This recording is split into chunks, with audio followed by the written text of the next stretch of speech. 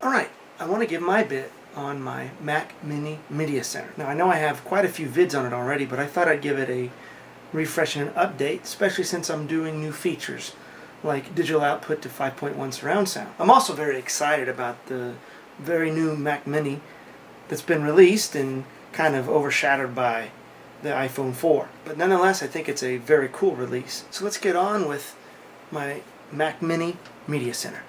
Alright, here we are with my Mac Mini Media Center. As you'll see to the left of the TV, I have my Mac Mini on the bottom, the external hard drive to the top of it, and then above that is a Meglia TV tuner. The other TV tuner is behind the shelf there.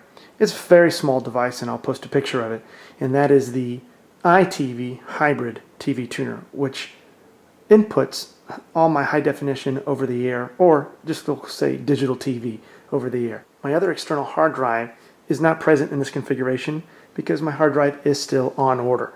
So if you were just wondering from my other video where I was showing how you install a hard drive into the ACOM Data's external hard drive, it is awaiting its new hard drive. Presently on the screen you'll see a remote here. It's a digital remote, and this is part of the iTV software. Now I am running OS 10 10.6 Snow Leopard, and I haven't had any problems at all with any of the software from Meglia or iTV, respectively. Now before I start, I want to preface this in saying that I will be showing some over-the-air television shows and movies and things, but to avoid copyright problems they will be blurred out and or the sound changed. So let's get started with the iTV software. Again, this is running from the hybrid model, and here is our remote. And then we'll go ahead and bring up the actual screen. Now it is on pause. I've left it there, so we'll go ahead and go into the menus. First, bring it in there. Here we go. So you can see this is the menuing system where you can go up and down using the iTV's remote. So as you can see, we have a tremendous amount of menu options. So we can go to audio channels, which is stereo, left, right, audio, Dolby Digital English or Spanish, closed captions, show, and aspect ratio. Here's the various. Info, which is going to take us right back to the actual live television. You can see I'm on a local station. Here's picture-in-picture, favorite channels. You can decide which input you're going to need to, because they have digital tuners, the analog tuner, composite, S-video. These are all different types of configurations that are possible within the software, depending on the product that you choose. I don't have any favorite channels. Go to live, I believe, is obvious. Record is obvious. And picture-in-picture is nothing more than if you were to have two inputs, you could share those two inputs, and it would show there.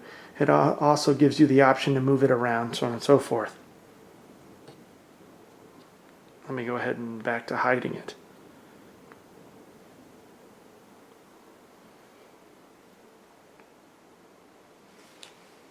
So let's go ahead and go back to live TV.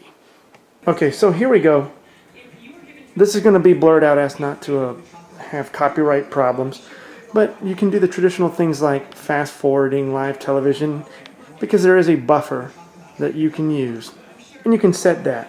Then of course you can go right back to live. You can do a quick rewind back to where it starts in the first position of the buffer, and then go right back to live again. You can also record. See how it says recording started and recording stopped. You can also change channels. All this is digital TV over the air. So we go back, you can hit mute. And that is a general overview of iTV. And just to show you what digital out gives you in pumping to your receiver, you can utilize that 5.1 out. Here I want to zoom in and show you that in iTunes you can get that surround audio for the feature there.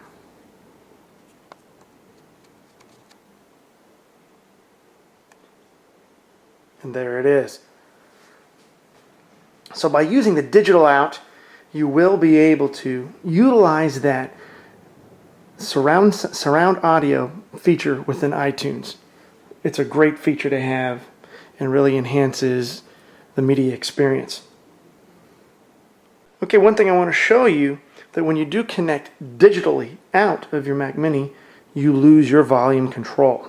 So let me go ahead and zoom in. See how it has it blocked out there every time I try to change the volume? Because the Mac Mini knows that you're pumping out digitally and you're likely going to a receiver, which will control the volume and audio for you. Now, to make your Mac Mini, and this can be from 2006 onward, even to the brand new Mac Mini, the headphone jack outputs digital. So, you can use that digital output and then connect it into your receiver or any other audio input that is capable of receiving digital audio. So you'll need three things to do this. One, you're going to need a Toslink to optical mini plug digital cable. Two, digital fiber or Toslink to digital coaxial SPDIF converter. Three, an RCA digital audio or video coaxial cable. Alright, this is the mini plug end of the Toslink to optical mini plug digital cable. This is what goes into the back of your Mac Mini. So you will plug this into the headphone jack of the Mac Mini. Alright, so the other end of the Toslink to optical mini plug digital cable is, of course, the Toslink end right there. So the other end of this plugs into the Mac Mini via the mini plug. Then this will plug into your digital fiber or Toslink to digital coaxial SPDIF converter box. And here's just a simple RCA digital audio or video coaxial cable. And this end, the other end of this, which is the same, plugs into the digital input on my receiver, which happens to be coaxial.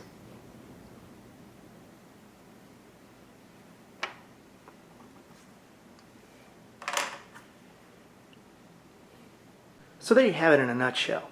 I'm pumping digital video out via mini DVI to HDMI, and then digital audio out via the mini digital cable plug to Toslink to SPDIF converter box, and then the coaxial out into my receiver.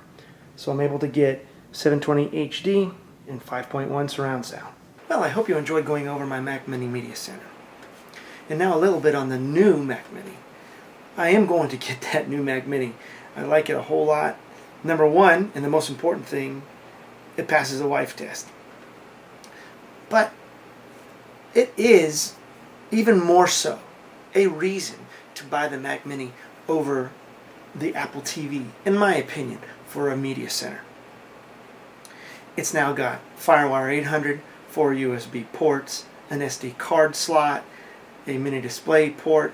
It's got HDMI out, gigabit Ethernet, the same digital out and audio in.